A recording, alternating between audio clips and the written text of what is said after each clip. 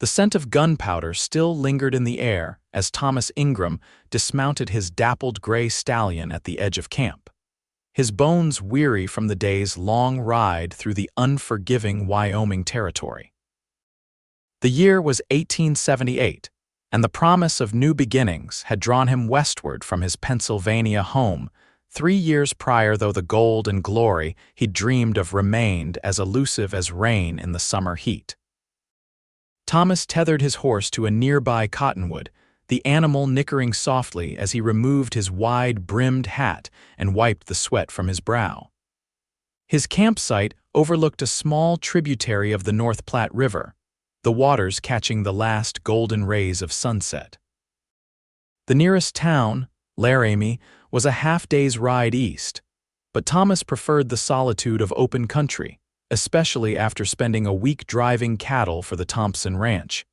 He had just begun unpacking his saddlebags when a twig snapped in the brush behind him. Years of frontier living had sharpened his senses, and his hand instinctively moved to the Colt revolver holstered at his hip. Thomas paused, listening. The evening birdsong had ceased a sure sign something was amiss. "Show yourself," he called out, his voice steady despite the tension coiling in his chest.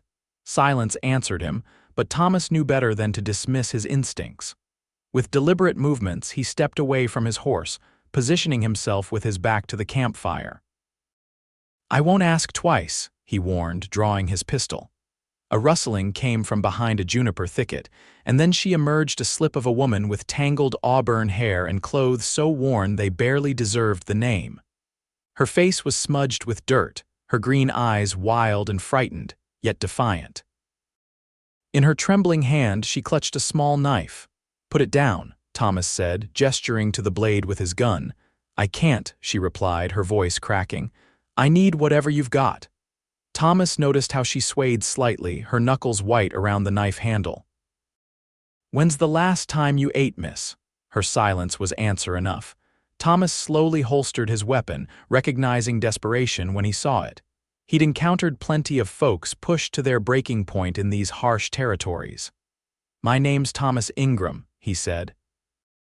"I've got beans, jerky, and coffee. You're welcome to share my fire instead of stealing from my saddlebags." Suspicion clouded her features. "Why would you help me?" "Because I've been hungry before," he replied simply. "Now, are you going to tell me your name, or should I just call you the lady who tried to rob me?" A ghost of a smile touched her lips before quickly vanishing. "Abigail," she said after a moment. "Abigail Lawson." "Well, Miss Lawson, how about you put down that knife and we can have a civilized meal? I promise I'm not in the habit of turning starving women over to the law." Abigail hesitated, then slowly lowered the blade. "I'm not a thief," she said, her chin lifting. "Not usually." Thomas nodded, keeping his movements slow and predictable as he turned to his supplies. "Hunger makes criminals of decent folk all the time. Come, sit." As he set about rekindling the fire and preparing a simple meal, Thomas observed his unexpected guest from the corner of his eye. Despite her bedraggled appearance, there was a refinement to her features that spoke of a different life before whatever circumstances had driven her to this desperate act. Abigail sat at the edge of the firelight, her posture tense, ready to flee at the first sign of trouble. The knife remained in her hand, though lowered to her lap. "Where are you headed?" Thomas asked as he set a pot of beans to warm over the flames. "Nowhere," she answered flatly. Then, after a pause, "Anywhere but back east." Thomas nodded, understanding the sentiment all too well. The West represented many things to different people, but for some, it was simply not there, not the place that held painful memories or impossible situations. "Running from something or someone?" he asked, passing her a tin cup of water. Abigail accepted the cup with shaking hands, drinking deeply before answering. "Both, I suppose." Thomas didn't press further. Out here, everyone had stories they preferred to keep buried, himself included. Instead, he focused on preparing the meal, occasionally glancing at the woman whose wary eyes never left him for long. When the beans were hot and the jerky softened, he handed her a tin plate. "It's not fancy, but it'll keep body and soul together. Abigail looked at the food with such naked hunger that Thomas had to glance away, giving her a moment of privacy as she took her first eager bites.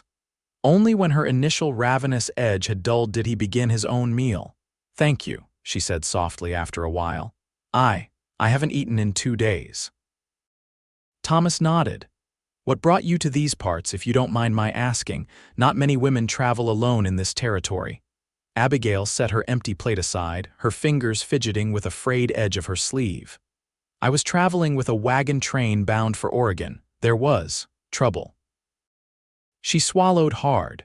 "Bandits attacked 3 days ago. I managed to hide in a ravine, but when I returned, everyone was dead or gone, the wagons burned."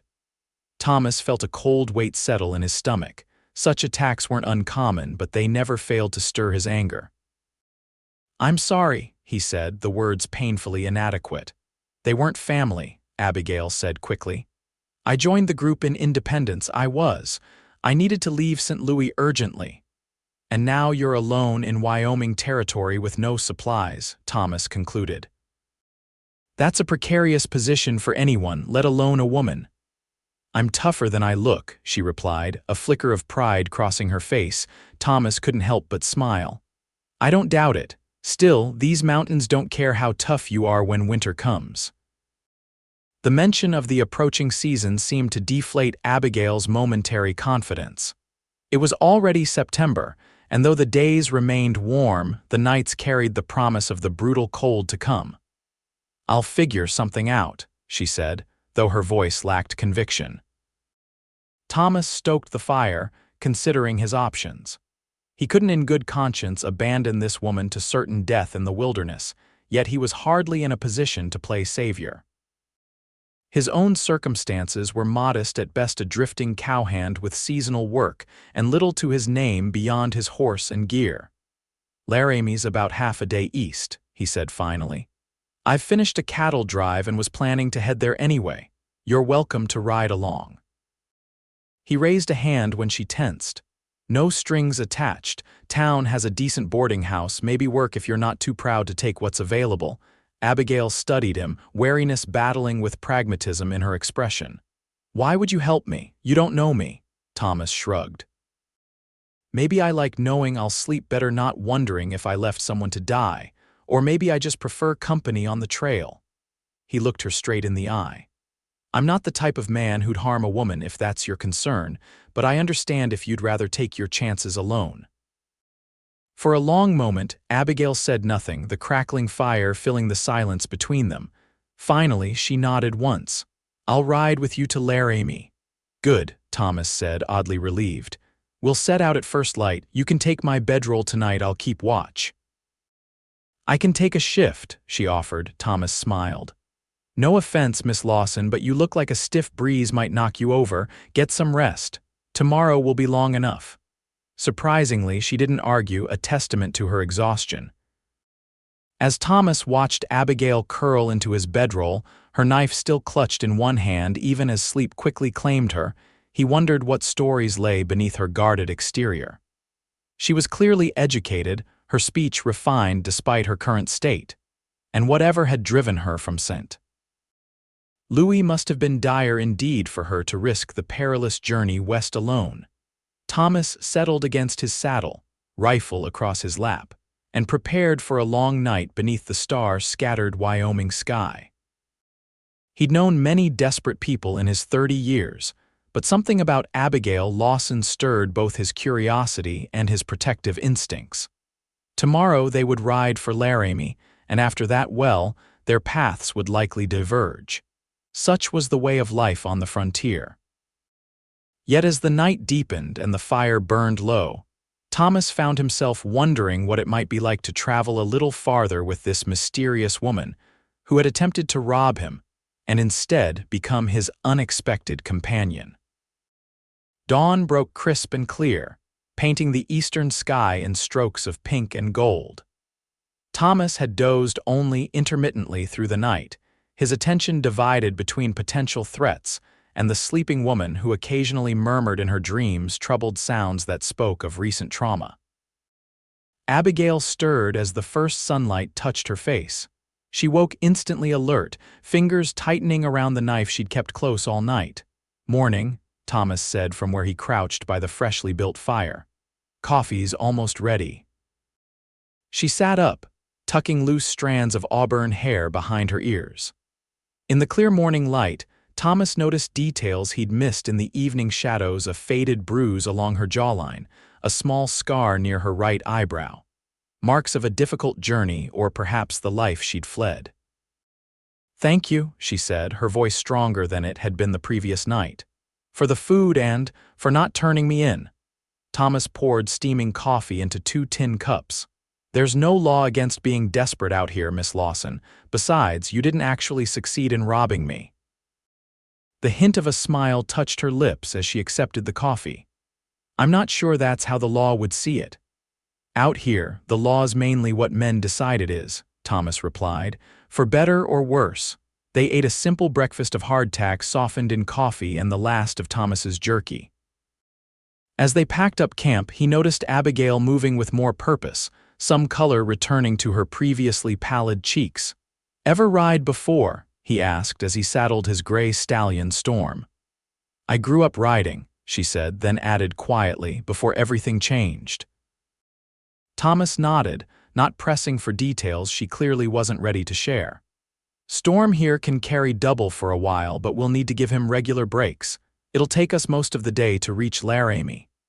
Abigail approached the horse cautiously, extending her hand for the animal to sniff. "He's beautiful." "And he knows it," Thomas said with affection. "Got him as a colt 3 years back, best partner a man could ask for out here." When everything was packed and the fire thoroughly doused, Thomas mounted first, then extended his hand to help Abigail up behind him. He felt her hesitation before she clasped his calloused palm and allowed him to pull her onto the horse. "You'll need to hold on," he said matter-of-factly. After a moment's reluctance, Abigail placed her hands lightly at his waist. Thomas clicked his tongue and Storm set off at an easy walk, following the tributary toward the main river. The morning passed in relative silence. Thomas sensed Abigail needed time with her thoughts, and he respected that need. Only when they stopped to rest the horse around midday did she volunteer more information about herself. "I was a teacher," she said abruptly as they shared the last of the water in Thomas's canteen. "In St. Louis." Thomas raised his eyebrows, waiting for her to continue if she wished. "I taught at a girls' school," Abigail went on, her fingers tracing patterns in the dirt. "Literature primarily. It was a good position." Her expression darkened, "until the headmaster's son took an interest in me." Thomas's jaw tightened. He'd seen enough of the world to guess where this story led. "He asked for my hand," Abigail said, her voice taking on a distant quality. "When I refused, he became insistent. His father made it clear my position depended on reconsidering." "So you left," Thomas concluded. Abigail nodded. "I had saved enough for passage to Oregon. I thought I hoped I could start fresh there, find another teaching position or at least something respectable."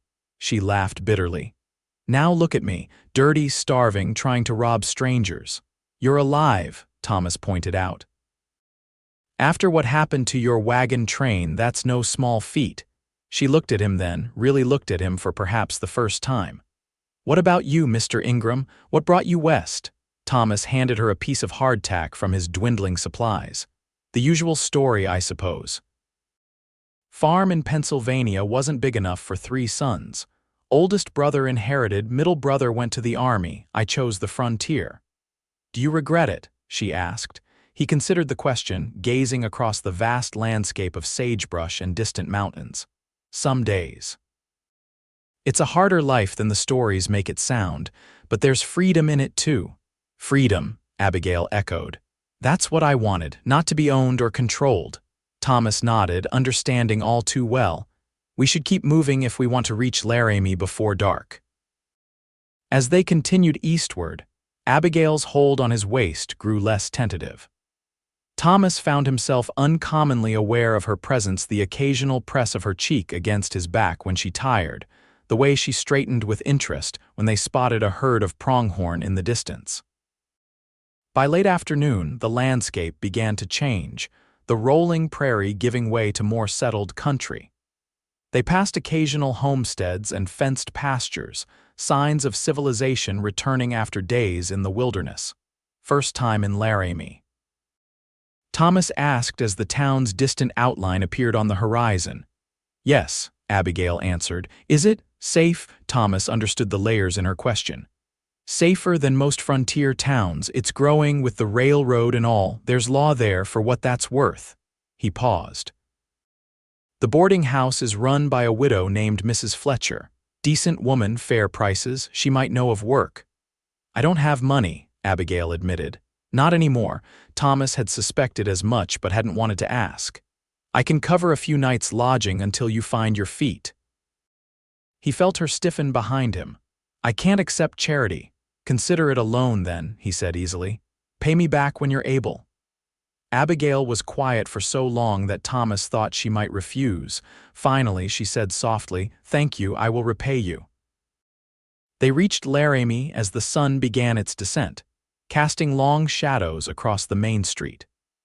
The town bustled with activity, freight wagons loading supplies, cowboys fresh from cattle drives spending their earnings in the numerous saloons, settlers restocking before continuing their journeys west.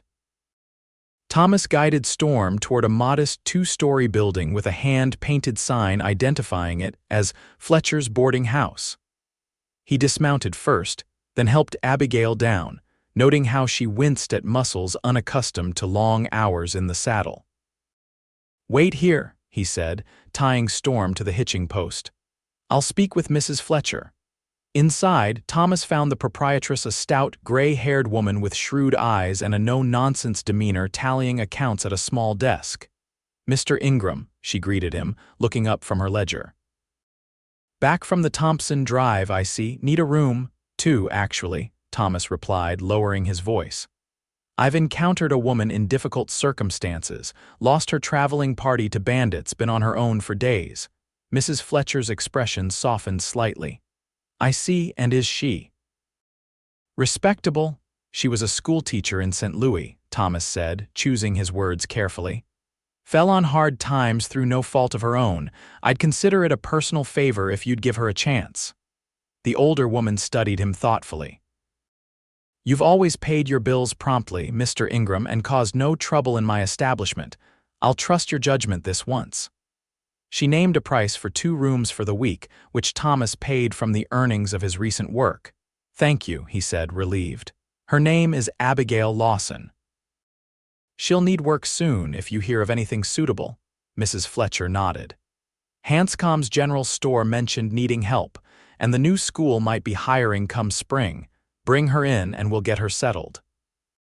When Thomas returned outside, he found Abigail standing exactly where he'd left her, though her posture had stiffened as she endured curious glances from passers-by. A woman alone, especially one in such disheveled condition, inevitably attracted attention in a frontier town. It's arranged, Thomas said quietly. Mrs. Fletcher has rooms for both of us. She's a good woman, strict but fair. Relief washed over Abigail's face. I don't know how to thank you. No need, Thomas replied. Let's get you inside before you fall over. You can thank me by getting some proper rest. Mrs. Fletcher was all brisk efficiency when they entered, showing no reaction to Abigail's bedraggled state beyond a quick assessing glance. Room at the top of the stairs, Miss Lawson. Bath will cost extra, but I reckon it would be worth it, she said without judgment. Dinner's at 6 sharp. Don't be late or you'll go hungry till breakfast. Thank you, madam, Abigail said, her educated accent more pronounced as she addressed the older woman. Mrs. Fletcher nodded approvingly. Mr. Ingram vouches for you, and that carries weight in this establishment. Don't make him regret it. To Thomas, she added, your usual room is available. I'll see to your horse. As the landlady bustled off to arrange for Storm's care, Thomas turned to Abigail. I've paid for a week. That should give you time to find your bearings. A week, she repeated, as if the concept of such security was almost too much to comprehend after days of uncertainty. Mr. Ingram, Thomas, he interrupted gently. Out here, formality seems pointless after you've shared a horse and a campfire. A genuine smile touched her lips for the first time, brief but transformative, revealing the woman she must have been before desperation had claimed her. Thomas, then, and you must call me Abigail. Get some rest, Abigail, he said, suddenly aware of the dirt on his own clothes and the stubble on his jaw. We can talk more at dinner. She nodded and started up the stairs, one hand trailing along the banister as if to steady herself. At the top, she paused and looked back at him. I won't forget this kindness, she said softly, before disappearing down the hallway. Thomas stood motionless for a moment, strangely affected by her words and the quiet dignity that persisted despite her circumstances. Then, shaking himself from his reverie, he headed to his own room to wash away the trail dust and prepare for whatever complications his act of charity might bring. When Thomas entered the dining room promptly at 6, freshly bathed and shaved, he was struck by the transformation in Abigail. Mrs. Fletcher had evidently extended more than just a room. The auburn-haired woman now wore a simple but clean dress, likely borrowed from the landlady's own stores. Her hair was neatly braided, framing a face that appeared younger and more delicate now that layers of dirt and exhaustion had been washed away. Several other boarders were already seated around the large oak table, eyeing the newcomer with undisguised curiosity. Thomas nodded to the familiar faces: a railroad surveyor, a cattle buyer, and the elderly bookkeeper from the mercantile, before taking the empty chair beside Abigail. You look rested, he said quietly. Amazing what soap and a real bed can do, she replied with a ghost of a smile. Mrs. Fletcher appeared from the kitchen carrying a steaming tureen of stew. Hope you're all hungry, she announced. Got venison from Hank the Trapper and the last of my summer vegetables. As bowls were filled and bread passed around, the inevitable questions began. Thomas noticed how Abigail tensed beside him, her spoon poised above her stew as the railroad surveyor, Peterson, cleared his throat. So, Miss Lawson, what brings you to Laramie? He asked, his tone friendly enough but his eyes sharp with interest. Before Abigail could answer, Thomas intervened smoothly.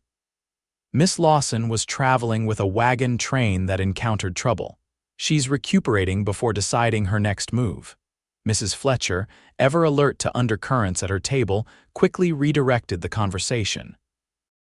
Mr. Peterson, didn't you mention that new rail spur would be completed by month's end? That ought to bring more business to town. As attention shifted to the surveyor's enthusiastic description of the railroad's expansion plans, Thomas felt Abigail relax incrementally beside him. She ate with careful restraint, though he could sense the hunger that must still be gnawing at her after days of near starvation. There's always seconds, he murmured. Mrs. Fletcher takes pride in seeing empty plates. Abigail glanced at him gratefully and continued eating, this time with slightly less ceremony. By the time dessert apple cobbler with fresh cream was served, some of the healthy color had returned to her cheeks. After dinner, while the other boarders dispersed to the parlor for cards or conversation, Thomas and Abigail stepped out onto the small back porch. The evening air carried the first hint of autumn crispness, stars beginning to prick through the darkening sky above. Thank you for intervening at dinner, Abigail said, wrapping her arms around herself against the cooling air. I wasn't sure how to explain. Folks out here understand tragedy, Thomas replied, but they're also hungry for stories and gossip. Sometimes it's best to keep things simple. She nodded, gazing out at the silhouettes of buildings against the twilight. It's strange, being in a town again after thinking I might die alone in the wilderness. Just yesterday I was desperate enough to threaten a stranger with a knife. Thomas chuckled. Not much of a threat if I'm being honest. You looked about ready to collapse. I was, Abigail admitted. Another day and... She trailed off, then turned to face him directly. Why did you help me, truly? You could have easily overpowered me or simply ridden away. Thomas considered her question, leaning against the porch railing. I've seen what this country does to people who face it alone, men and women both. He paused, memories surfacing of those who hadn't survived the frontier's harsh judgment. I came west looking for something better than what I left behind. Found out pretty quick that out here, your neighbor might be the only thing standing between you and disaster. Is that what I am? A neighbor? Abigail asked, her voice holding a note he couldn't quite interpret. For now, Thomas answered carefully. Tomorrow I'll ask around about work for you. Mrs. Fletcher mentioned Hanscom's store might need help. Abigail's expression remained thoughtful. And you, what will you do now that your cattle drive is finished? I usually winter in Laramie, Thomas said. Pick up odd jobs, help at the livery stable. When spring comes, head back out for ranch work, he shrugged. It's not much of a life maybe, but it suits me. It sounds like freedom, Abigail observed. No one telling you what to do or who to be. Thomas smiled ruefully. Freedom's got its price too, gets lonely sometimes. Their eyes met briefly in the gathering darkness, a moment of understanding passing between them before Abigail looked away. I should rest, she said softly. It's been quite a day. Of course, Thomas agreed. I'll see you at breakfast. As Abigail turned to go inside, she paused with her hand on the doorknob. Thomas? Yes, I'm glad it was your saddlebag I tried to rob. With that, she disappeared into the boarding house, leaving Thomas alone with the night and thoughts he hadn't expected to entertain about a woman who had entered his life at the point of a knife less than 24 hours ago. The next morning, Thomas escorted Abigail to Hanscom's general store after breakfast. The establishment occupied a prominent corner on Laramie's Main Street, its windows displaying an eclectic array of goods from cookware to clothing to farming implements. A bell jangled as they entered the spacious shop, where shelves stretched from floor to ceiling, filled with the necessities of frontier life. Jebediah Hanscom, a portly man with impressive mutton chop whiskers, looked up from where he was measuring fabric for a customer. Be with you in a moment, he called cheerfully. Thomas and Abigail waited, browsing the nearest shelves. Thomas noticed how Abigail's fingers trailed reverently over a display of books, a luxury in these parts, and likely a reminder of her former life as a teacher. You miss it, don't you? He asked quietly. Teaching, Abigail nodded. Books were my escape as a child. Later, sharing them with students became my purpose. Her expression turned wistful. I had a small classroom of 20 girls. Most would never pursue higher education, but for a few years, I could open worlds to them through literature. Before Thomas could respond, Hanscom approached, wiping his hands on his apron. Thomas Ingram, heard you were back in town. What can I do for you today? Mr. Hanscom, this is Miss Abigail Lawson, Thomas said. She's new to Laramie and seeking employment. Mrs. Fletcher mentioned you might be looking for help in the store. The shopkeeper's gaze sharpened with interest as he assessed Abigail. Indeed, I am. My daughter, who usually helps me, has married and moved to Cheyenne.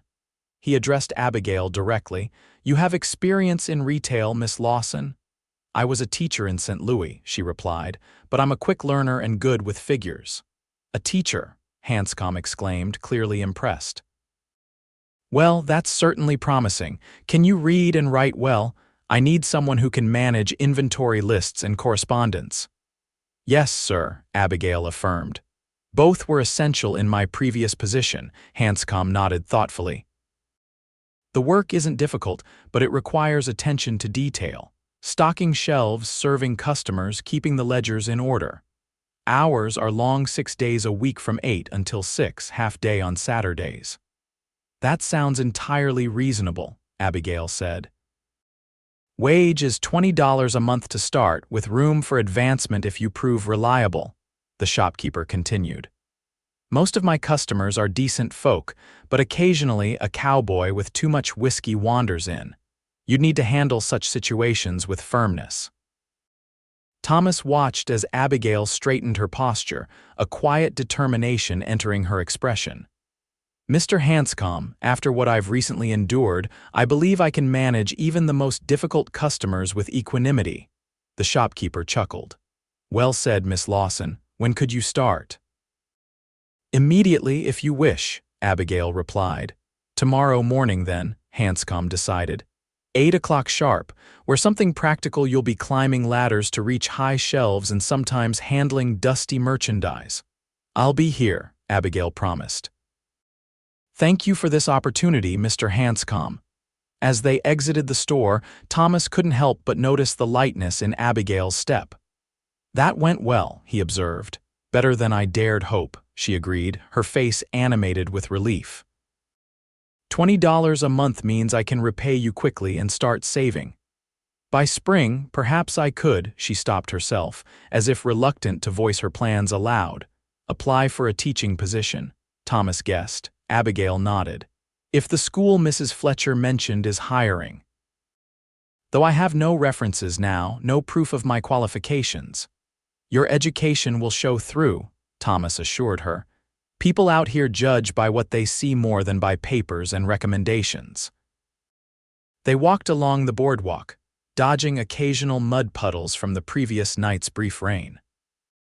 Laramie was growing rapidly, but still retained the rawness of a frontier settlement, false-fronted buildings alongside sturdy brick structures, elegant ladies' dress shops neighboring raucous saloons. I should find something suitable to wear for tomorrow, Abigail said, glancing down at her borrowed dress. Something I can afford. There's a dressmaker 2 blocks down who sometimes has ready-made items, Thomas suggested, or the dry goods store might have work dresses. They found a practical navy skirt and 2 simple blouses at the dry goods store for a price that made Abigail wince, but was reasonable by frontier standards. Thomas pretended not to notice when she carefully counted out coins from a small pouch she kept tucked in her bodice, likely her last remaining funds. As they returned to the boarding house with her purchases, Thomas found himself unexpectedly contemplating how he might extend his stay in Laramie. Typically, he took whatever work was available during the winter months, then moved on when restlessness inevitably claimed him. But now, watching Abigail's quiet determination as she forged a new path, he felt an unfamiliar reluctance to resume his wandering ways. "Will you be looking for work as well?" Abigail asked, as if reading his thoughts. "Already have some lined up at the livery," Thomas replied. "The owner, Wilcox, always needs help this time of year as ranchers bring their stock into town for shipping." Abigail nodded. "It seems we're both settled for the time being, then." That evening at dinner, when Mrs. Fletcher inquired about their day, Abigail announced her new position with quiet pride. The other boarders offered congratulations, and Thomas noticed how they now addressed her directly, including her in conversations about town happenings and local characters she might encounter at the store. "Watch out for old Mrs. Thornton," the bookkeeper advised with a twinkle in his eye. "She'll spend an hour examining every spool of thread before buying the one she first picked up. And Hank the trapper tries to pay in pelts instead of cash when he's short on funds," added the cattle buyer. "Hanscom usually allows it, but you'll want to check with him first." Thomas watched Abigail absorb this information, noting how she asked thoughtful questions about the community she was joining. Her natural intelligence and genuine interest seemed to win over the initially curious but reserved boarders. Later, as they again found themselves alone on the back porch, Abigail leaned against the railing beside him, close enough that he could detect the faint scent of lavender soap. "I feel as though I'm play-acting," she confessed softly. "Pretending to be someone who belongs here, who knows what tomorrow will bring." "Isn't that what we're all doing?" Thomas replied. "Especially out here, everyone's reinventing themselves one way or another." Abigail considered this. Perhaps. "But most haven't had to start over with literally nothing but the clothes on their back." "You'd be surprised," Thomas said. "Half the men who came west did so with little more." He paused, then added, "What matters isn't where you start, but how quickly you learn to adapt, and have you adapted?" Thomas gazed out at the darkened town, considering her question. "In some ways, I've learned the skills to survive here, but there are times I wonder if I'm just drifting, like a tumbleweed without roots." Abigail was quiet for a long moment before saying, "Roots can both nourish and constrain." I've experienced the latter more than the former. Thomas turned to look at her, struck by the wisdom in her observation. In the soft glow from the house's windows, her profile was delicate, yet somehow stronger than when he'd first encountered her, as if each hour of safety restored something essential that hardship had temporarily stripped away. "Tomorrow, you start building something new," he said. "Whatever came before doesn't define what happens next." Abigail met his gaze, her green eyes reflecting starlight. "Thank you, Thomas, not just for the practical help but for believing that's true." He nodded, suddenly aware of how little space separated them and how easy it would be to bridge that gap. Instead, he straightened and took a step back. "You should rest before your first day." If disappointment flickered across her face, it was gone too quickly for Thomas to be certain. "You're right," she agreed. "Good night, Thomas." As she disappeared inside, Thomas remained on the porch, contemplating this unexpected turn his solitary life had taken and wondering where it might lead. The next 2 weeks established a rhythm to their days. Abigail quickly proved her value at Hanscom's general store, impressing the proprietor with her meticulous bookkeeping and natural rapport with customers. Thomas divided his time between the livery stable and occasional carpentry jobs, repairing fences and building shelving for businesses expanding along with the town. They saw each other primarily at breakfast and dinner in the boarding house, where their growing friendship became a subject of good-natured speculation among the other residents. Mrs. Fletcher, in particular, watched their interactions with the calculating eye of a woman who had witnessed many courtships in her establishment. "That girl's blossoming under your attention," she remarked to Thomas one morning when they happened to be alone in the kitchen. "And I haven't seen you linger in town this long in the 3 years you've been staying here." Thomas busied himself with pouring coffee. "She needed help getting established. Anyone would have done the same." Mrs. Fletcher snorted. "Anyone wouldn't have paid a week's lodging for a stranger, nor walked her to work every morning." She patted his arm.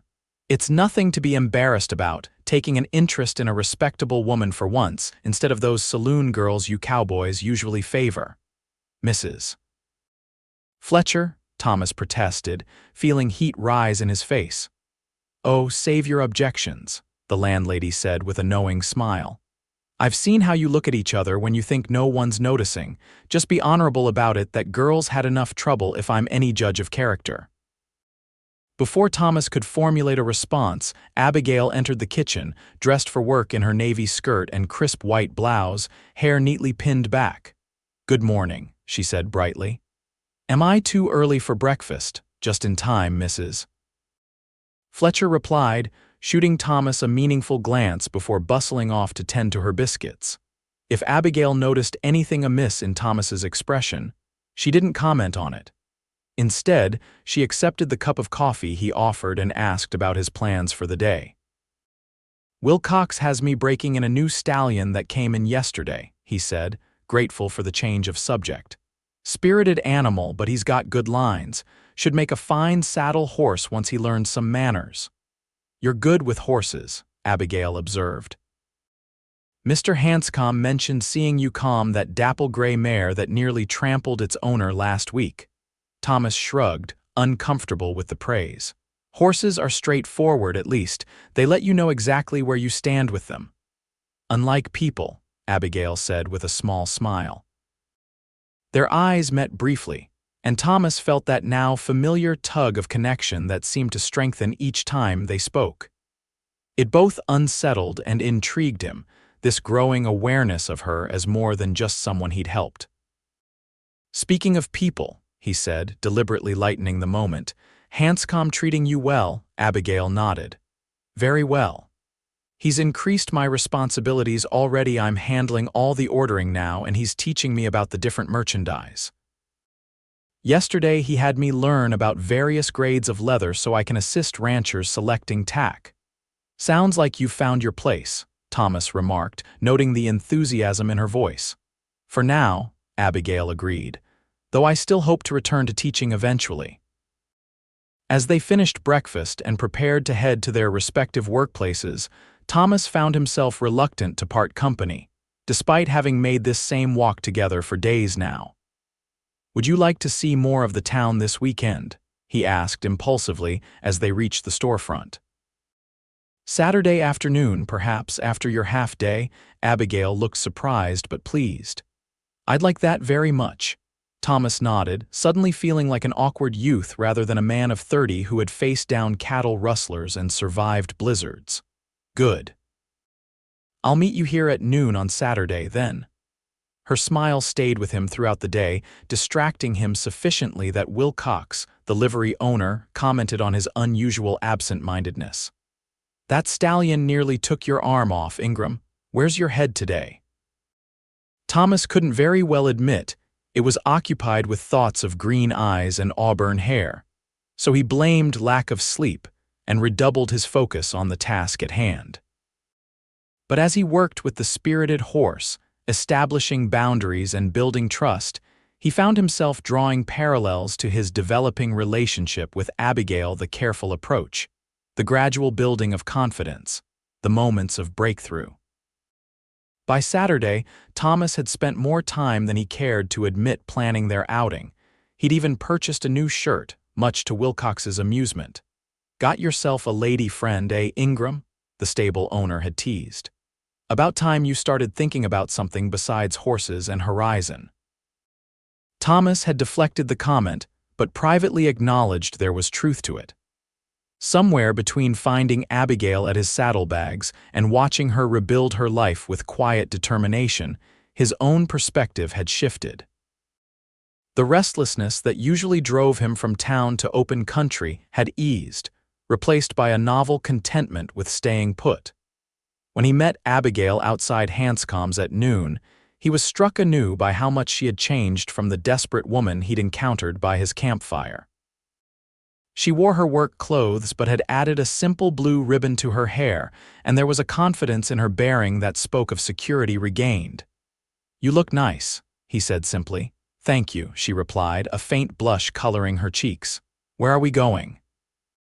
"I thought we might visit the new lending library first," Thomas suggested, knowing her love of books. "Then perhaps walk by the river if the weather holds." Abigail's face brightened. "There's a library. Mr. Hanscom mentioned something about it, but I hadn't had time to investigate." "It's small but growing," Thomas explained as they started walking. Some of the town's more progressive citizens decided Laramie needed cultural institutions if it was going to be more than just a cattle town. The library was housed in a former millinery shop, its shelves built by volunteer labor and stocked with donated volumes. Despite its modest size, Abigail explored the collection with evident delight, running her fingers along spines and occasionally pulling out a book to examine its contents. "They have Thoreau," she exclaimed softly, opening a well-worn copy of Walden. "I use this to teach my students about self-reliance and the beauty of nature." Thomas, who had never been much of a reader beyond practical manuals and the occasional newspaper, found himself captivated by her enthusiasm. "What else did you teach them?" Abigail's expression grew animated as she described her curriculum: Shakespeare for the older girls, poetry for developing appreciation of language, history to understand their place in the world. Many of them would become wives and mothers without further formal education, she explained. "I wanted them to have tools to think independently, to find joy in ideas even as they perform domestic duties." "You must have been an excellent teacher," Thomas observed. "Your passion for it is obvious." Abigail replaced the Thoreau volume on the shelf, her expression turning wistful. "I hope to be again someday. The librarian mentioned that Laramie is indeed planning to build a proper school by next autumn." "You should apply," Thomas encouraged. "By then, you'll have established yourself in the community." They lingered in the library until Abigail had explored every shelf, then continued their tour of the town. Thomas showed her the site where the new courthouse would eventually stand, the Chinese laundry where he took his infrequent mending, and finally led her to a small footpath along the river where cottonwoods provided dappled shade. "It's beautiful here," Abigail said as they walked beside the flowing water. "Different from the forests back east, but it has its own kind of majesty." Thomas nodded, appreciating her perception. Most people only see the harshness at first, the distance between settlements, the extreme weather. It takes time to recognize the subtler beauties. Like the way light changes on the prairie, Abigail offered, or how the wind in the grass sounds almost like ocean waves. "Exactly," Thomas agreed, pleased that she understood. "You've been paying attention." Abigail smiled. "I've had an observant guide." They found a fallen log overlooking a bend in the river and sat companionably, watching the water swirl around rocks and fallen branches. Birds called in the trees above them, and the afternoon sun cast long shadows across the grassy bank. "May I ask you something personal?" Abigail ventured after a comfortable silence. "You can ask," Thomas replied, his tone light. "I might not answer." She nodded, accepting this condition. "Why have you never settled in one place?" "You clearly know this territory well, could have staked a claim or built a life somewhere permanent." Thomas considered her question, aware that his answer mattered more than it might have just weeks ago. "I've wondered that myself," he admitted. Part of it was never finding somewhere that felt right for putting down roots, and part was. He paused, searching for words. "I think I was afraid of what happens when you start caring too much about one place, one life. Afraid of loss," Abigail suggested softly. "Maybe," Thomas acknowledged. "My father poured everything he had into our Pennsylvania farm. When drought came 3 years running, it nearly broke him. I watched what that kind of attachment cost him. So instead you keep moving, never allowing yourself to become too invested," Abigail concluded. "It's safer that way." Thomas met her gaze, struck by her perceptiveness. Until recently, it seemed the wiser course. The implication hung between them, unaddressed but unmistakable. Abigail looked away first, her fingers tracing patterns on the bark of the log where they sat. "I understand the impulse," she said finally. "After what happened in St. Louis, part of me wanted to keep running forever, never trusting or connecting again." She looked back at him, her expression earnest. "But humans aren't meant to live that way, are we? Always guarded, always ready to flee." "Probably not," Thomas conceded. "Though out here, a certain amount of caution keeps you alive." "There's a difference between caution and isolation," Abigail said gently. "One is wisdom, the other is fear disguised as independence."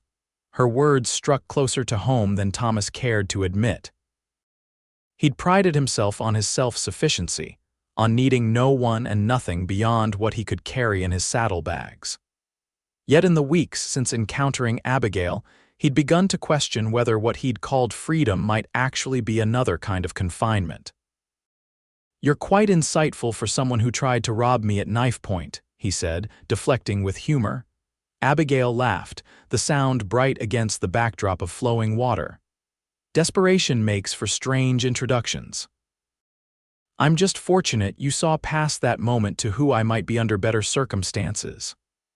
"I'm beginning to think I got the better end of that deal," Thomas replied, surprising himself with his candor. Before Abigail could respond, the distant church bell rang 4 times, reminding them of the passage of time. "We should head back," she said reluctantly. "I promised Mrs. Fletcher I'd help prepare vegetables for tomorrow's Sunday dinner." As they walked back toward town, Thomas found himself wondering what it might be like to have more afternoons like this one, conversations that challenged and intrigued him, companionship that felt neither demanding nor superficial. It was a dangerous line of thinking for a man who had deliberately avoided attachment, yet he couldn't seem to stop himself from pursuing it. At the boarding house steps, Abigail paused. "Thank you for today. I've seen more of Laramie in a few hours with you than in 2 weeks of walking to and from the store." "My pleasure," Thomas replied, meaning it sincerely.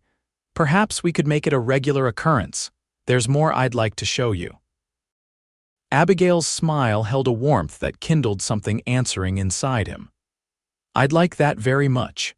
As October gave way to November, Thomas and Abigail's Saturday outings became an established routine.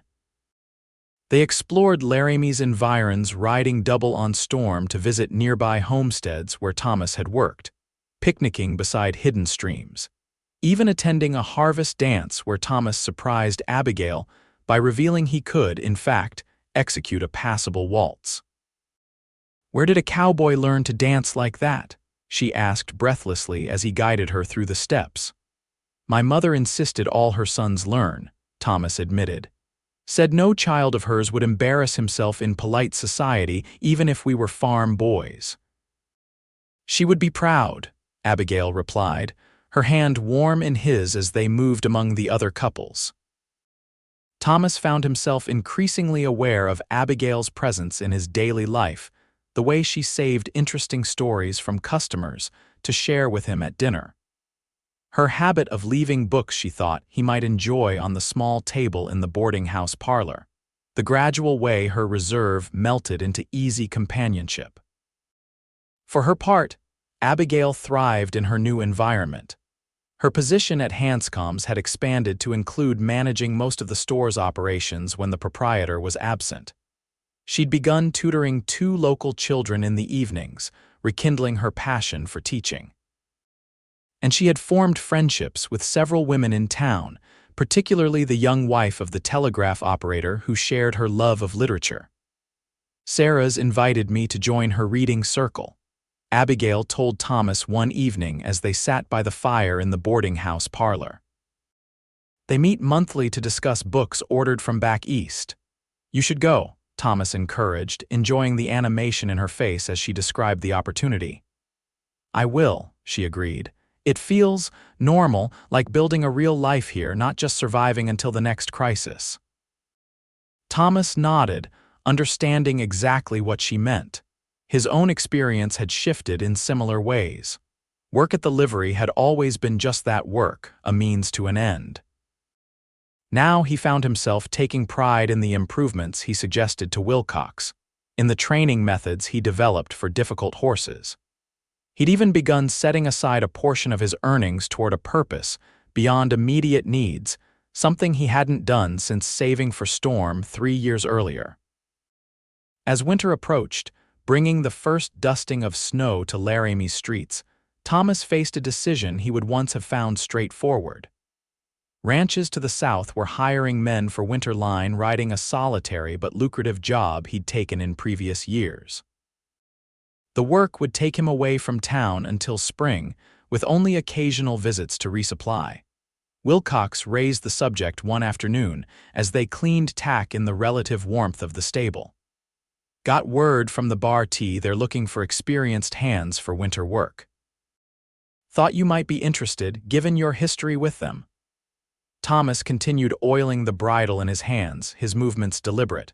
"When would they need someone?" "Week after next," Wilcox replied, glancing shrewdly at Thomas's controlled expression. "Pays good, better than what I can offer through the winter months."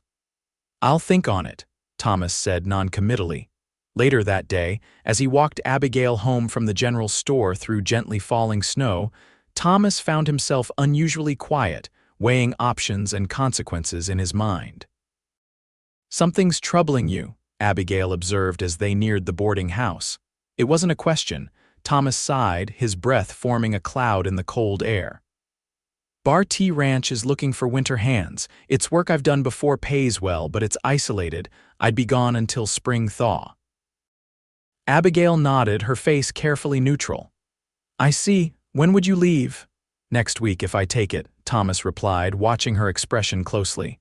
"Will you?" she asked softly. Thomas stopped walking, causing Abigail to halt beside him. Snow collected on her woolen hat and the shoulders of her coat, crystalline against the dark fabric. "I don't know," he admitted. "A month ago I wouldn't have hesitated. Now." "Now," she prompted when he didn't continue. Thomas met her gaze directly.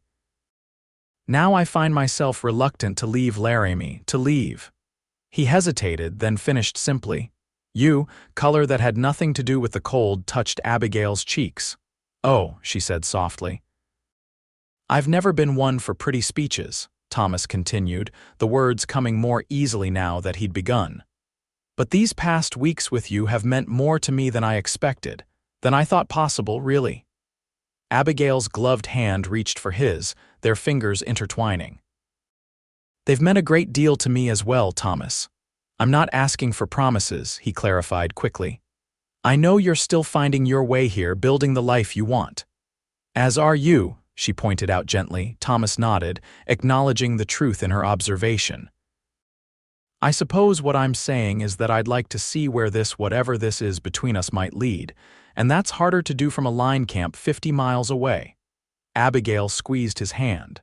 "Then stay," she said simply, "at least for this winter." The certainty in her voice helped crystallize Thomas's own decision. "Wilcox did say he could use help through the winter," he said. "Not as much pay, but enough. And you'd be warm at night," Abigail added with a smile, "not to mention better fed." "Those are compelling arguments," Thomas agreed, returning her smile. "Though the company is the decisive factor." They resumed walking, hands still linked as the snow fell more heavily around them. Thomas felt a lightness in his chest, as if a burden he hadn't fully recognized had been lifted. The prospect of winter in Laramie, with its biting cold and limited diversions, suddenly seemed full of possibility rather than constraint. At the boarding house steps, Abigail turned to face him, snowflakes clinging to her eyelashes. "Thomas?" "Yes." She rose on tiptoes and pressed a gentle kiss to his cheek. "I'm glad you're staying," she whispered before hurrying inside, leaving him standing in the swirling snow with his hand raised to the spot her lips had touched. The winter of 1878-79 proved one of the harshest in Wyoming Territory's memory. By December, snow lay deep across the plains and mountains, transforming Laramie into an island amid a white sea. Travel became difficult, then dangerous, as temperatures plummeted and blizzards swept through with increasing frequency. For Thomas, however, the external conditions seemed of little consequence compared to the warmth he found in Abigail's company. Their relationship deepened as they faced the winter together, sharing books by the boarding house fire, attending church socials and holiday celebrations, occasionally braving the cold for sleigh rides when the weather permitted. On Christmas Eve, the boarding house residents gathered for a special dinner, the table festive with Mrs. Fletcher's best linens and evergreen boughs collected by the male boarders. Thomas had spent the previous evening carving a small wooden box for Abigail, inlaid with a design of prairie wildflowers, a reminder of their walks when the world was green. "It's beautiful," she breathed when he presented it to her after dinner. They had stepped onto the back porch despite the cold, seeking a moment of privacy. "Did you make this yourself?" Thomas nodded, unexpectedly nervous. "I thought you might use it for keepsakes. Open it." Inside, nestled on a square of red flannel, lay a simple silver brooch in the shape of a book. "I noticed you admiring it in Hanscom's display case," Thomas explained. "Thought it suited you." "It's perfect," Abigail said, her eyes bright with emotion. "I have something for you too." From her pocket, she withdrew a package wrapped in brown paper. Thomas unwrapped it carefully to reveal a finely crafted leather journal, its cover embossed with his initials. "You once mentioned that you sometimes wish you could record the things you see on your travels," Abigail explained. "I thought perhaps this would encourage you to try." Thomas ran his fingers over the supple leather, touched by her thoughtfulness. "Thank you, I'll put it to good use." Abigail stepped closer, her face tilted up to his. "Merry Christmas, Thomas."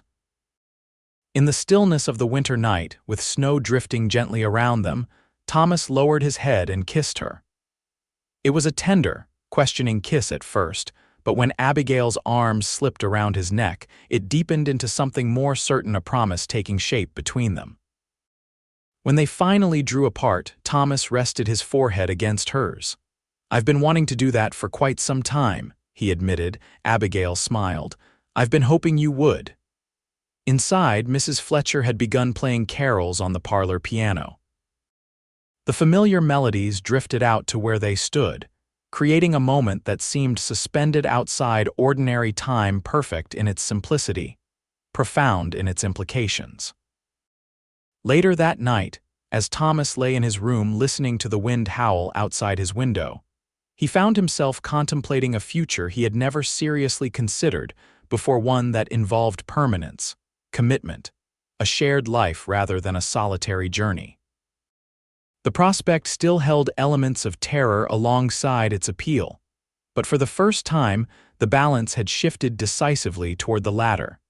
January brought temperatures cold enough to freeze mercury in thermometers and to test the town's resilience.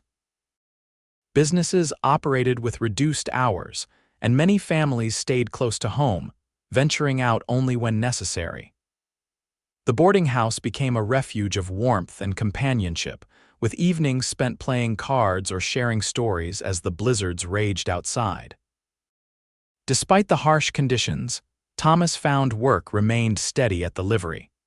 Horses needed care regardless of weather, and his skill with the animals made him invaluable to Wilcox, who suffered increasingly from rheumatism in the cold. By February, Thomas was essentially running the stable operations, with Wilcox handling only the bookkeeping and business arrangements. "Been thinking," the older man said one afternoon as they worked in the relative warmth of the tack room. "I'm getting too old for this business. These winters are killing me a little more each year." Thomas nodded sympathetically, having noticed how the stable owner moved with increasing difficulty. "Thinking of selling out, considering it," Wilcox confirmed. "My daughter in Denver keeps writing, wanting me to move there." "Might be time to listen. Laramie would lose a good man," Thomas said sincerely.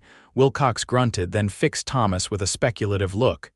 "You've got a way with horses that can't be taught, and you've shown good head for business these past months." He paused. "Ever thought about settling in one place, running your own operation instead of working for others?" Thomas's hands stilled on the bridle he was repairing. "Can't say I have until recently." "Well, think on it," Wilcox advised. "I'd rather sell to someone who knows the business, has the respect of my customers. Could work out an arrangement over time if ready money's a concern."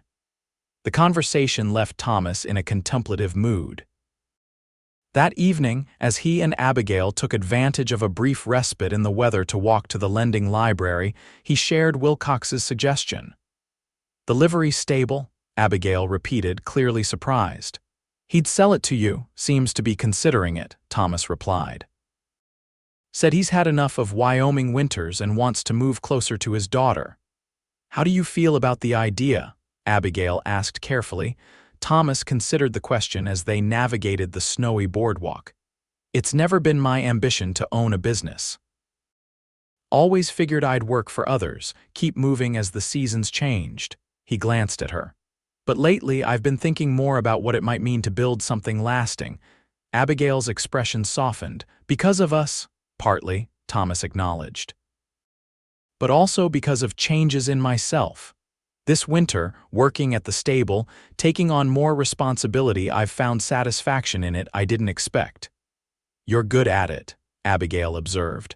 "I've heard people in town comment on improvements since you've been managing things." Thomas nodded, accepting the compliment. "The location's good, business is steady, and Laramie's growing. Wilcox has built a solid reputation that would transfer with the sale." "It sounds like an opportunity worth considering," Abigail said. "Especially if he's willing to work out terms that wouldn't require all the money up front." "That's the practical view," Thomas agreed. "But owning a business, putting down roots here, that's a commitment I never thought I'd make to any place." Abigail stopped walking and turned to face him, her expression serious in the gathering dusk. "Thomas, whatever you decide about the livery, I hope you know that is, I wouldn't want you to feel obligated to stay in Laramie solely because of our relationship." Thomas studied her face, reading the mixture of vulnerability and determination there. "Is that what you think? That I'd feel trapped?" "I wouldn't want to be the reason you abandon the freedom you've always valued," Abigail clarified. "The life you've chosen until now."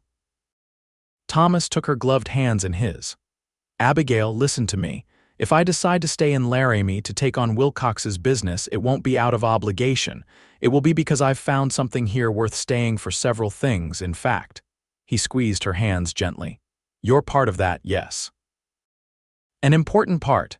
But so is the community I've come to appreciate, the work I find fulfilling, the possibility of building something that's mine. Relief softened Abigail's features.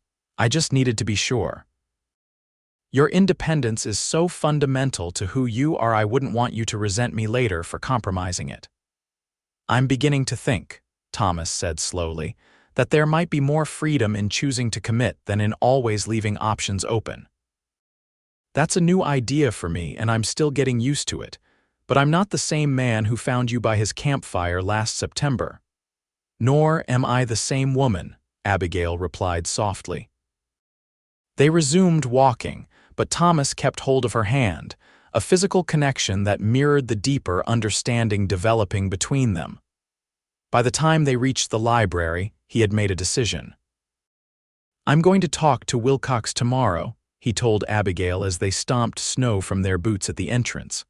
Find out exactly what he has in mind. Abigail smiled. I think that's wise. Whatever you decide, I'll support your choice. The conversation with Wilcox the following day proved more detailed than Thomas had anticipated. The stable owner had clearly given considerable thought to his potential retirement, and had specific terms in mind: a modest down payment, followed by monthly installments over 5 years, with Wilcox remaining as an advisor during a transition period. It's a fair offer, Thomas acknowledged when they had reviewed the figures, but it would tie me to Laramie for at least those 5 years. Wilcox nodded, understanding the underlying concern, that it would, not a decision to make lightly for a man accustomed to following the seasons. He leaned back in his chair, regarding Thomas thoughtfully. Take some time to consider it. Offer stands until the end of March. By then, I need to know my plans for the coming year.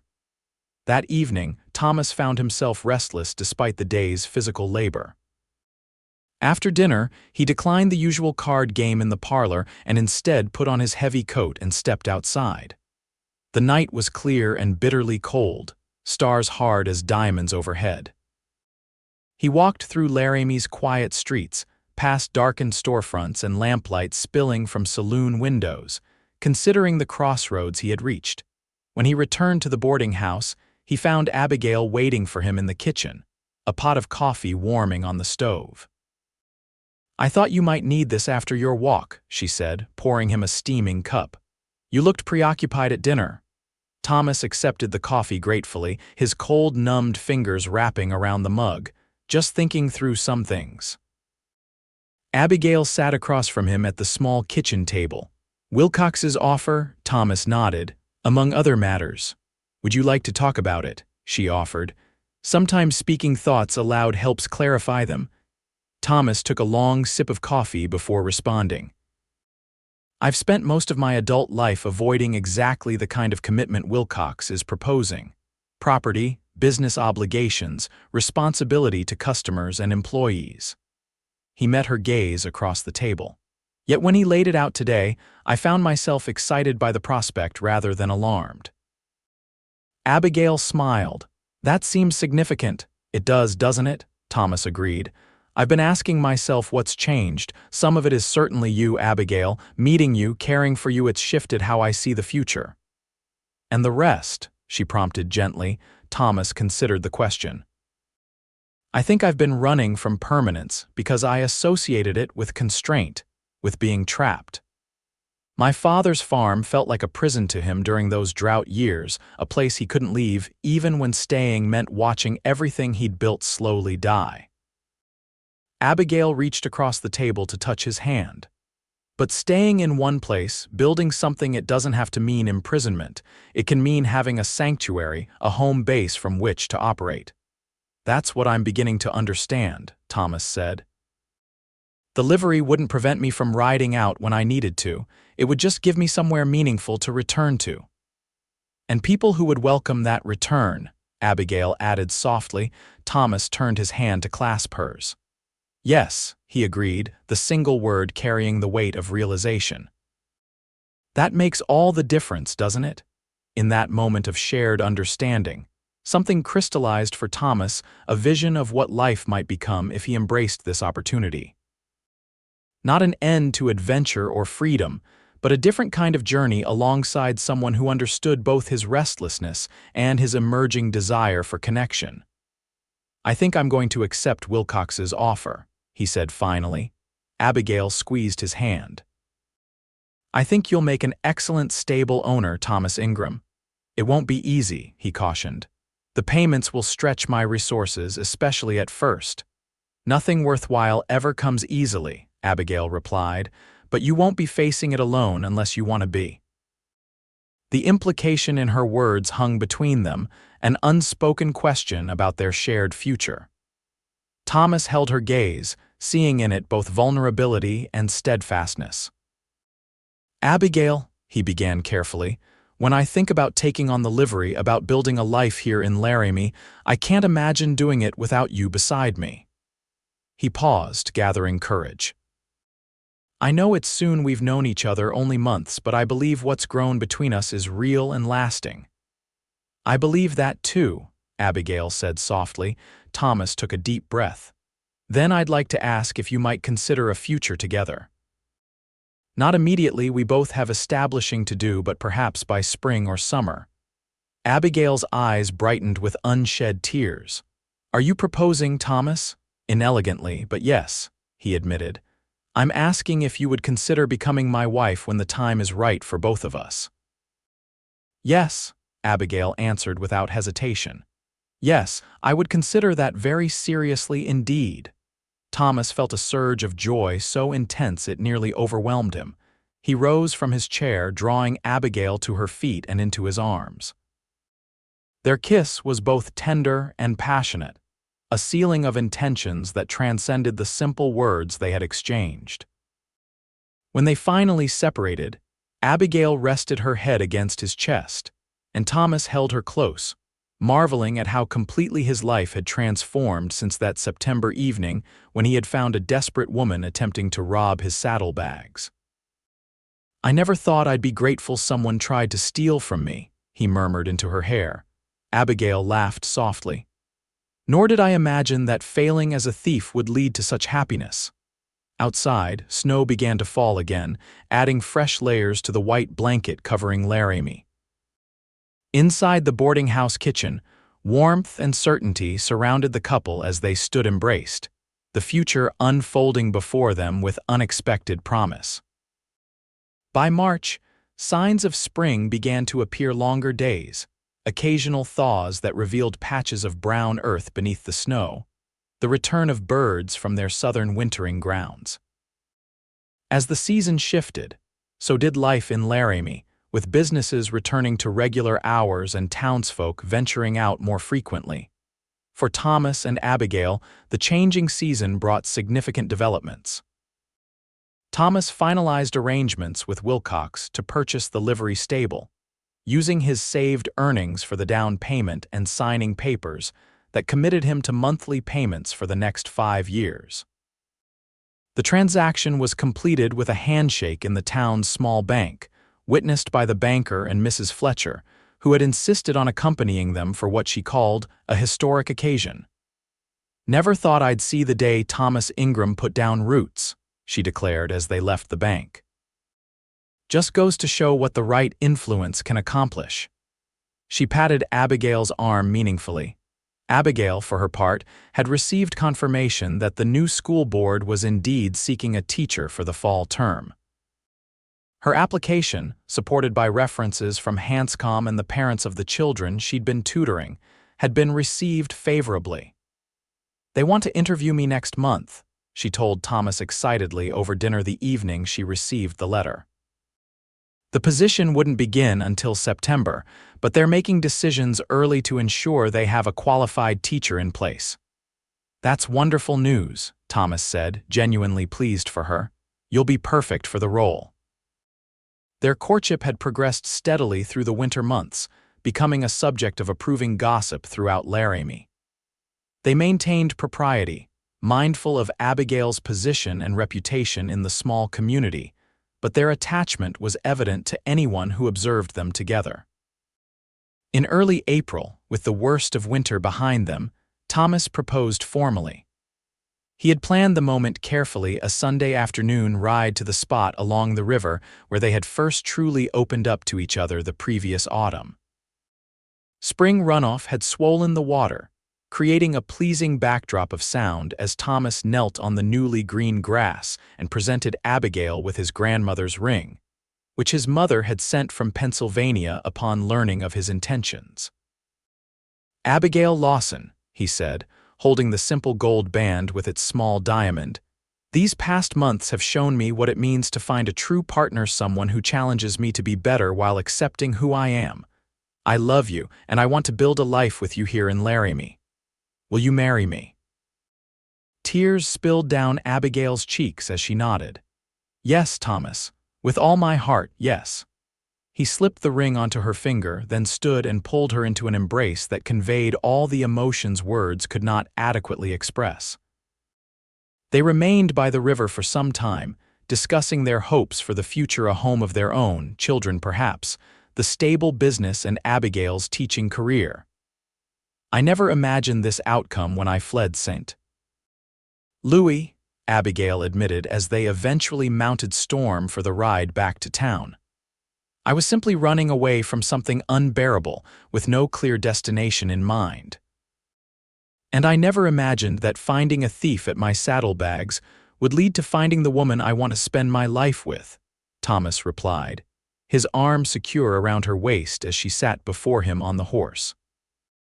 They set a wedding date for early June, a compromise between Thomas's preference for immediacy and Abigail's desire for a proper ceremony. Mrs. Fletcher took charge of arrangements with enthusiasm, declaring that a wedding in her boarding house would be the social event of the season. As spring advanced, Thomas began implementing changes at the livery stable, now officially Ingram's Livery and Boarding. He hired 2 assistants, a grizzled older man who knew every horse trick ever invented and a young boy eager to learn the trade. The business thrived under his direction, with ranchers and travelers alike noting the improvements in care and service. Thomas also began construction on a small house at the edge of town, nothing elaborate, but solidly built with 2 bedrooms, a kitchen, and a comfortable parlor. He worked on it during evenings and Sundays, sometimes joined by friends who offered help in exchange for future favors, or simply out of goodwill toward the engaged couple. Abigail continued at Hanscom's until May, when she received formal confirmation of her appointment as Laramie's new schoolteacher beginning in the fall. The news was celebrated throughout town, where her intelligence and gentle manner had earned widespread respect. "You'll need an assistant before long," Hanscom predicted as she gave notice. "Town's growing faster than anyone expected, too many children for one teacher to manage properly." "One step at a time," Abigail laughed. "Let me begin the position before we start expanding the school." The weeks before the wedding passed in a blur of preparation and anticipation. Abigail sewed her wedding dress with help from Sarah, the telegraph operator's wife, while Thomas finished the last details on their house and ensured the stable would run smoothly during the brief honeymoon they had planned. On the morning of their wedding day, June 5, 1879, Thomas woke early in his boarding house room, feeling a strange mixture of calm certainty and exhilarated disbelief. In a few hours, he would marry Abigail, transforming both their lives irrevocably. The thought brought no anxiety, only a deep contentment that surprised him given his former reluctance toward permanent attachments. The ceremony itself was simple but meaningful, held in the boarding house parlor with flowers from nearby meadows decorating every available surface. Mrs. Fletcher had outdone herself, transforming the homely space into something almost elegant with borrowed linens and polished silver. When Abigail appeared at the top of the stairs in her cream-colored dress, a small bouquet of wildflowers in her hands, Thomas felt his heart constrict with emotion. Her auburn hair was arranged in soft curls beneath a lace veil borrowed from Sarah, and her green eyes shone with happiness as they fixed on him. The local minister performed the service, his words forming a framework around the private promises Thomas and Abigail exchanged through their gaze and clasped hands. When they were pronounced husband and wife, the small gathering of friends erupted in cheers and well wishes. The celebration continued through the afternoon and early evening, with music provided by a fiddler from the saloon and food contributed by various townsfolk. As dusk fell, Thomas led his bride to the wagon he had borrowed for the occasion. "Ready to see our home, Mrs. Ingram?" he asked, savoring the new name. Abigail's smile was radiant. "More than ready, husband."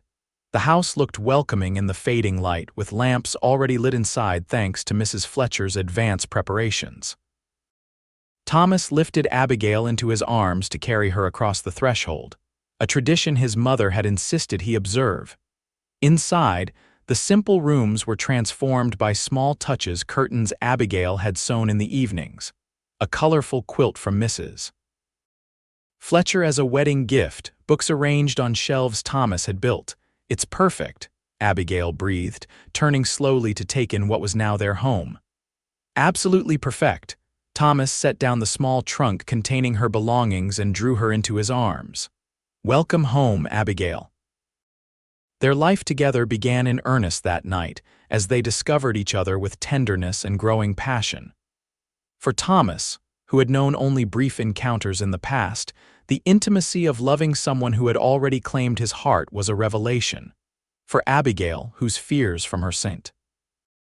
Louis experience gradually dissolved under Thomas's patient care, it was a healing and joyful awakening.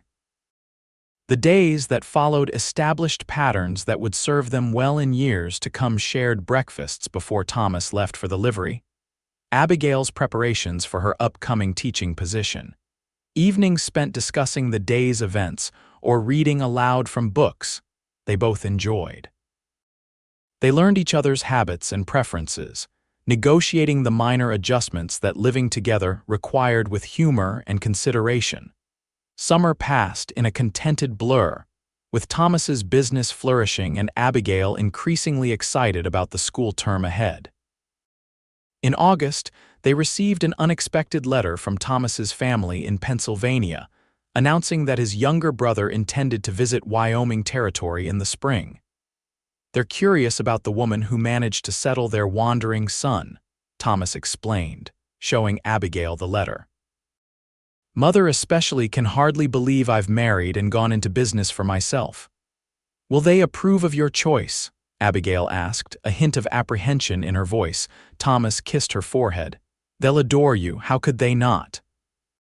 September brought the opening of Laramie's new school, with 28 pupils ranging from 6 to 16 years of age. Abigail approached her role with enthusiasm and skill, quickly earning the respect of both students and parents. Thomas often walked to the schoolhouse in the afternoons to accompany her home, taking pride in watching her engage with her pupils. "You were born to teach," he told her one evening as they sat on their small front porch, enjoying the lingering warmth of an early autumn day. "Those children are fortunate to have you." Abigail leaned against his shoulder contentedly. "It feels right, being in the classroom again, though these Wyoming children are rather different from my St. Louis students' more practical knowledge, less formal education." "They'll benefit from both," Thomas assured her. "Learning to appreciate literature alongside learning to survive in this territory." As the seasons turned again toward winter, Thomas and Abigail faced the approaching cold with confidence rather than dread.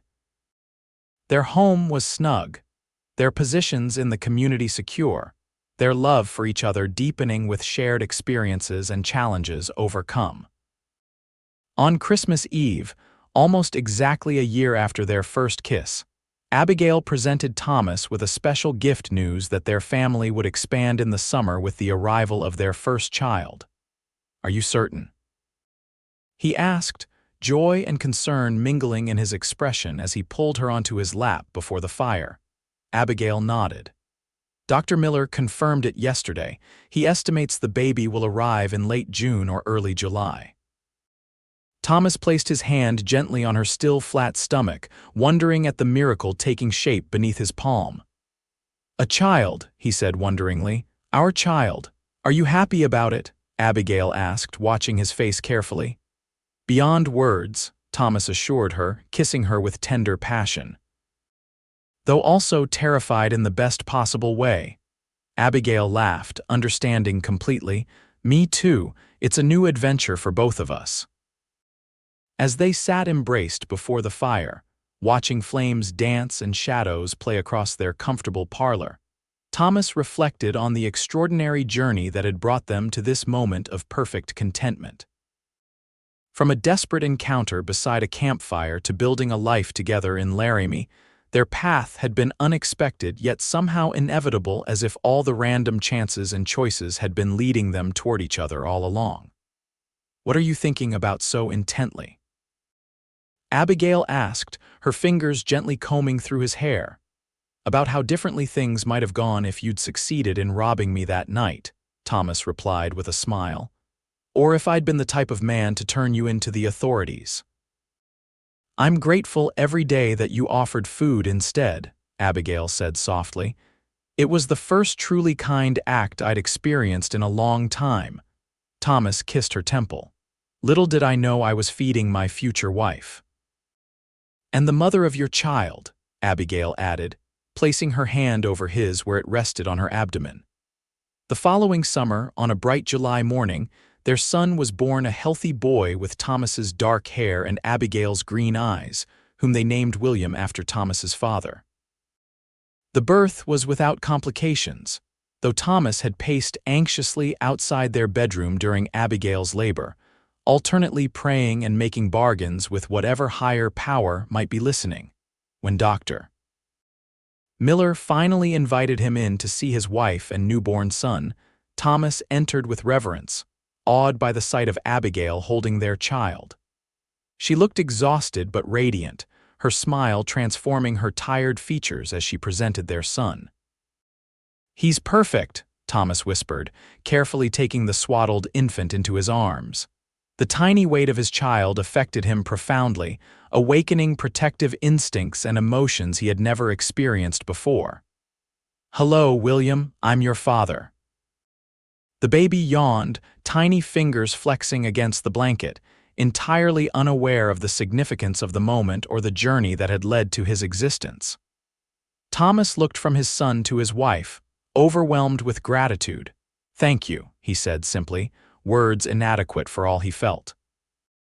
Abigail understood nonetheless, her eyes reflecting the same wonder and joy that filled his heart. Our family, she said softly. Complete. By William's first birthday, Laramie had grown substantially, benefiting from the railroad's expansion and increased settlement in the territory. Thomas's livery business had expanded to include a small blacksmith operation and carriage repair, necessitating additional hired help. Abigail had returned to teaching after William's birth, with Mrs. Fletcher happily serving as caretaker during school hours. Their home had grown as well, with Thomas adding a nursery and enlarging the kitchen to accommodate Abigail's love of baking. The small house had become the center of a rich community life, hosting gatherings of friends and serving as a stopping place for Thomas's family when they visited from Pennsylvania. On summer evenings, they often sat on their expanded porch, watching William's first tentative steps on the grass, marveling at his rapid development and the joy he brought to their lives. They talked of the future, perhaps another child, further expansion of the business, the growing school where Abigail now had an assistant teacher for the younger children. Did you ever imagine this life? Abigail asked one such evening as twilight painted the Wyoming sky in spectacular hues of orange and purple. When you were riding the open range, sleeping under the stars? Thomas considered the question, his arm around his wife's shoulders as their son played at their feet. Never, he admitted. I couldn't have conceived of this happiness, this sense of belonging. He looked at her with the same wonder that had never diminished since their first meeting. You changed everything, Abigail, from the moment you appeared at my campsite, knife in hand. Abigail laughed, the sound blending with their son's delighted giggles as Thomas reached down to tickle him. "We've come a long way from that desperate night," she agreed, "though I maintain it was the best failed robbery in history." "The very best," Thomas agreed, pulling her closer for a kiss that held all the promise of their shared future, a future neither could have imagined when fate first brought them together under the vast Wyoming sky.